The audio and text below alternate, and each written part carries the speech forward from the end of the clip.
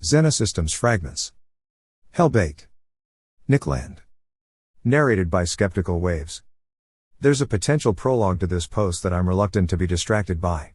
It's introvertedly about NRX, as a cultural mutation, and the way this is defined by a strategic, or merely ornery, indifference to deeply settled modes of ethico-political condemnation. Terms designed as path blockers, fascist or racist most obviously, are stepped over, perhaps laughed at, but in any case, and most importantly, exposed as bearers of a religious terror. They are signs of a control regime, marking the unthinkable wastes where be dragons, effective precisely insofar as they cannot be entertained. Satanic was once such a word, before it became a joke. These words cannot be understood except as invocations of the sacred, in its negative, or limitative role. Is NRX in fact fascist? Not remotely.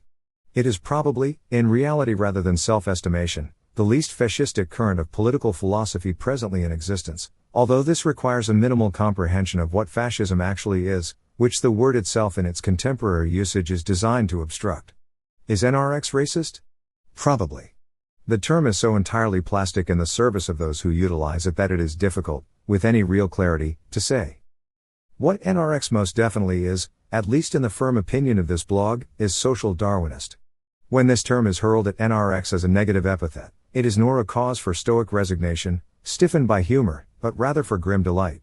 Of course, this term is culturally processed, thought through, no more competently than those previously noted. It is our task to do this. If social Darwinism is in any way an unfortunate term, it is only because it is merely Darwinism, and more exactly consistent Darwinism. It is equivalent to the proposition that Darwinian processes have no limits relevant to us. Darwinism is something we are inside. No part of what it is to be human can ever judge its Darwinian inheritance from a position of transcendent leverage, as if accessing principles of moral estimation with some alternative genesis, or criterion. This is easy to say. As far as this blog is concerned, it is also, beyond all reasonable question, true. While very far from a dominant global opinion, it is not uncommonly held, if only nominally, by a considerable fraction of those among the educated segment of the world's high IQ populations. It is also, however, scarcely bearable to think. The logical consequence of social Darwinism is that everything of value has been built in hell.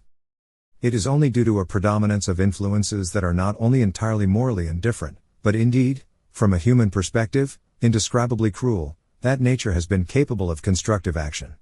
Specifically, it is solely by way of the relentless, brutal culling of populations that any complex or adaptive traits have been sieved, with torturous inefficiency, from the chaos of natural existence. All health, beauty, intelligence, and social grace has been teased from a vast butcher's yard of unbounded carnage, requiring incalculable eons of massacre to draw forth even the subtlest of advantages.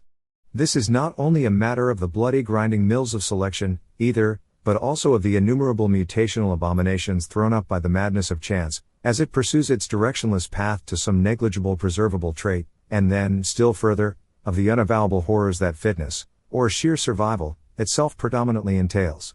We are a minuscule sample of agonized matter, comprising genetic survival monsters, fished from a cosmic ocean of vile mutants, by a pitiless killing machine of infinite appetite.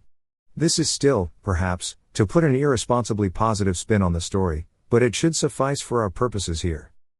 Crucially, any attempt to escape this fatality, or, more realistically, any mere accidental and temporary reprieve from it, leads inexorably to the undoing of its work. Malthusian relaxation is the whole of mercy, and it is the greatest engine of destruction our universe is able to bring about.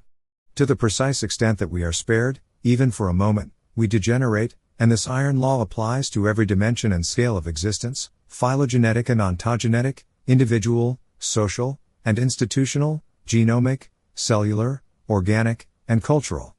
There is no machinery extant, or even rigorously imaginable, that can sustain a single iota of attained value outside the forges of hell. What is it that neo-reaction, perhaps I should say the Dark Enlightenment, has to offer the world, if all goes optimally, which, of course, it won't?